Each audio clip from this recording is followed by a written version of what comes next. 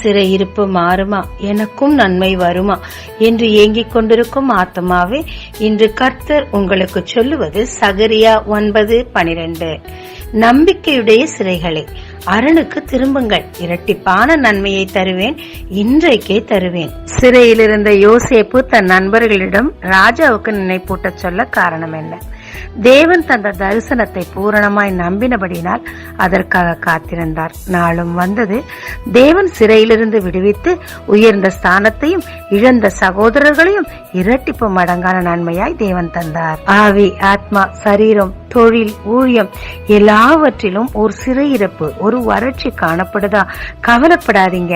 இந்த நாளில் தானே தேவன் உங்களுக்கு சொல்லுவது, எல்லாமே மாறும், இரட்டத்தனையான நன்மை வரும். ஆனால் நீங்க நம்பிக்கையோட காத்திருங்க. ஜெபிக்கலாமாங்க.